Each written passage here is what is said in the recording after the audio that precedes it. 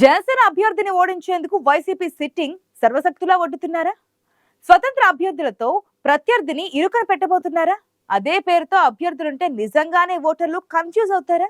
ఈ రాజకీయ ఎత్తుగడల్ని కూటమి అభ్యర్థి ఎలా ఎదుర్కోబోతున్నారు? ప్రచారాన్ని మించి తెర వెనుక వ్యూహాలతో ఎలా ఉంది రాజనగరం రాజకీయం?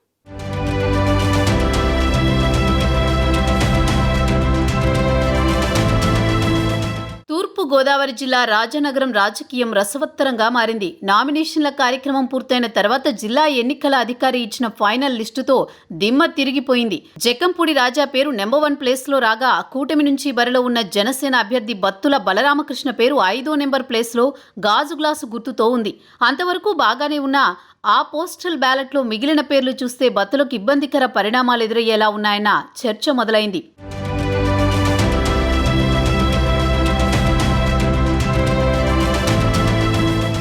రాజనగరం బ్యాలెట్లో జనసేన అభ్యర్థి బత్తుల బలరామకృష్ణ ఒక్కరే కాదు, అదే ఇంటి పేరుతో 6, 7వ నెంబర్లలో కూడా అభ్యర్థులున్నారు.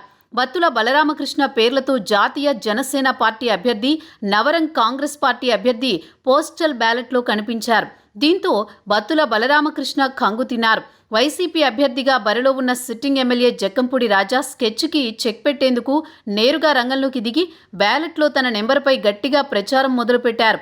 5వ నెంబర్లో అసలైన జనసేన పార్టీ అభ్యర్థిగా తన పేరు ఉంటుందని, ఓటర్లు ఓటు వేసేటప్పుడు 5వ నెంబర్ గుర్తుపై ఓటు వేయాలని ప్రజల్లోకి తీసుకువెళ్లడం మొదలుపెట్టారు.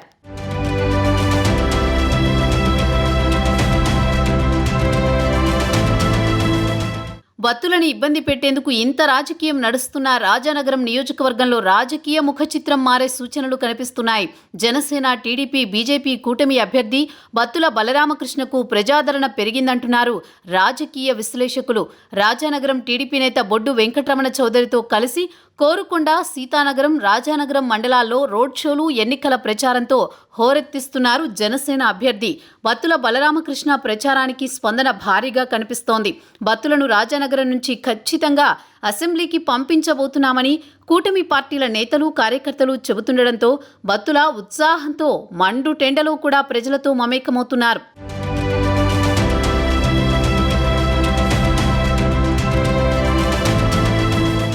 సర్వేలు, క్షేత్రస్థాయి ప్రజాస్పందన చూస్తే రాజానగరం నియోజకవర్గంలో రాజా జోరుకు ఈసారి బత్తుల చెక్ పెట్టే సంకేతాలున్నాయి.